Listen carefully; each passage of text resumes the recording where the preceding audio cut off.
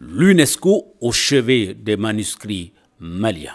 Ce mercredi 29 septembre 2021, le directeur du bureau régional de l'UNESCO pour l'Afrique de l'Ouest, M. Dimitri Sanga, accompagné de quelques-uns de ses collaborateurs, a effectué une visite symbolique à l'exposition des manuscrits anciens du Mali au Musée national. Il faut rappeler que c'est le 15 septembre dernier que l'ONG Savama DCI, avec l'appui de ses partenaires techniques et financiers, à savoir l'UNESCO, l'Union européenne et la coopération espagnole, a procédé au lancement de l'exposition des 10 manuscrits.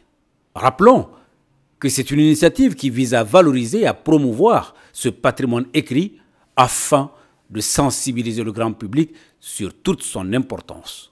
Au terme de cette visite, M. Dimitri Sanga, au micro de Mali Online. Je voudrais commencer par saluer la coopération entre Savama, l'ONG, et l'UNESCO, qui, depuis que les problèmes d'insécurité ont surgi dans la partie centrale et nord du Mali, ont commencé ce travail d'exfiltration et de récupération des manuscrits anciens. Une richesse culturelle non seulement du Mali, du Sahel, mais de toute l'Afrique et du monde.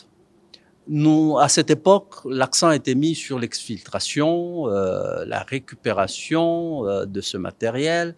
Il y a eu la digitalisation et nous avions déjà commencé à l'époque, avec un certain nombre de partenaires, à réfléchir sur ce qu'il fallait faire comme prochaines étapes. Il est évident que lorsqu'on regarde le contenu de ces manuscrits, ne se limite pas à des questions religieuses. Certes, il y a des questions religieuses, mais il y a des questions qui entourent toute la vie d'une population ou des communautés. Il y a des questions qui touchent aux sciences humaines et sociales, il y a des questions qui touchent aux sciences naturelles, il y a des questions juridiques et tout le reste.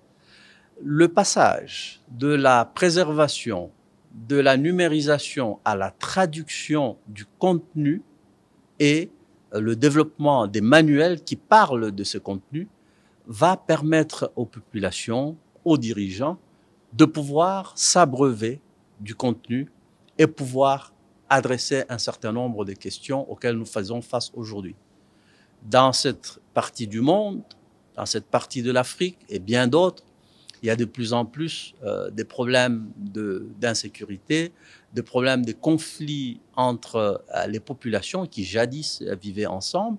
Mais ces populations avaient des savoirs endogènes qui leur permettaient de régler ces questions dans le passé.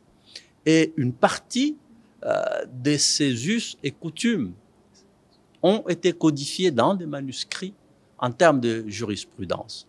Eh bien, en prenant ce contenu de ces manuscrits-là, en les traduisant dans les langues que nous connaissons aujourd'hui, ça devient un vivier à partir duquel les juristes d'aujourd'hui, dans les universités, vont se référer pour pouvoir aller puiser dans ce creuset les façons de faire qui étaient ceux de nos aïeux, afin de pouvoir nous aider à résoudre les problèmes contemporains. Aujourd'hui, dans les sciences naturelles, nous faisons face à une pandémie qui a défié tout le monde. Tout le monde, quelle que soit la richesse, le niveau de développement des pays, on est tous défiés.